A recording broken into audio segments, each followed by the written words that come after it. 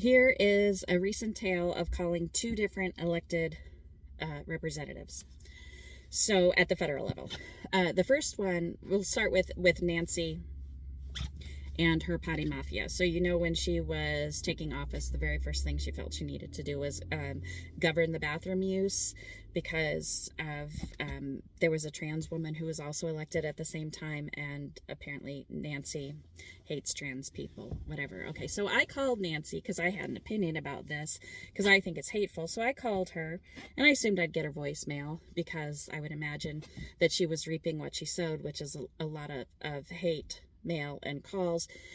And I wasn't rude the first time I called. So I called and said, "Hey, Nance, you must know something I don't know. You see, I'm going on 60 years old, and I have experienced a whole lot of abuse at the hands of people who identify as men, physical and emotional and verbal, and it's been sanctioned in the workplace, that sort of thing. I'm that generation, all right?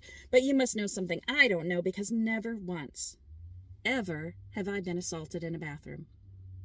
Never assaulted in a public bathroom, so please tell me what you know." I didn't get a call back. Next day I called again. I said, "Hey, Nance, it's me. You got my message from yesterday. I'm going to add to that a little bit. You see, I am postmenopausal. I broke up with my uterus at the age of 38, and I never had kids. And I know that Project 2025, which you support, thinks I have no value as a woman. And I get that. But this is a legitimate question. I need to know when I go to a federal office, when I go to Washington, D.C., where am I supposed to pee? I don't know. Legit question, please let me know." I still didn't get a call back, so I called the next day. And now I know this is just for my entertainment. I'm not going to get a call back. I'm not going to have any reasonable conversation with anybody from this office, so I just let it go. And I say, "Listen, Nance, it's getting real serious now, because you see, on top of everything else, I have Crohn's disease, and I need to know where I'm allowed to shit when I go to D.C., because you see, sometimes the line at the women's room is way too long, and I can't. And now I'm going to have to choose between, do I get arrested for going in the men's room so I don't shit my pants, or do I wait for the ladies' room and shit my pants? What's my choice, Nance? Can I get a permit? Anything? A placard for my butt? Anything?" I didn't get a call back. But now, the important part is that, like I said, that was just for my entertainment, and it was entertaining. And look, I'm telling you the story. Then, about a week before, maybe 2 weeks before that, I called my actual state senator, because I had seen that he presented a big check to my local healthcare network, which is a monopoly, and the administrators, not the people who work there, the doctors for the most part are great, the nurses are great, the techs are great, the registration people, all the way to the people who clean, have been wonderful there, but the administration stinks, and they're running the place into the ground.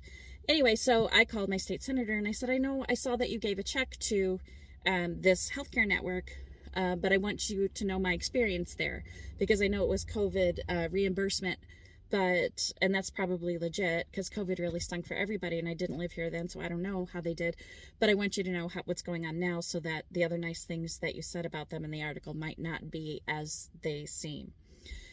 So I left that on voicemail too, and within a few days I got a call back from that representative's assistant who answers the phone, and they said, "Thank you for your call, and we want to know more about your experience." And now you may have gleaned from watching this video that, I don't care, I'll talk about my medical stuff to anybody, because why not? Why are we ashamed of it? So I explained my whole story to this person, and they said, "Thank you very much for calling. We appreciate that you called and gave us this information.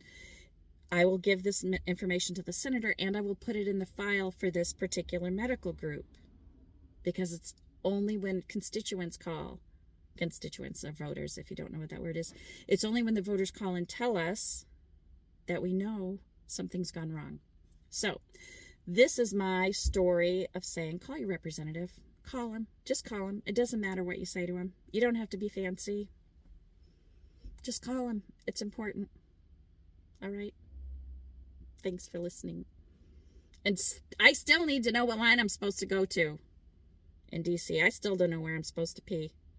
Or, when I'm in D.C. Nancy, what am I supposed to do?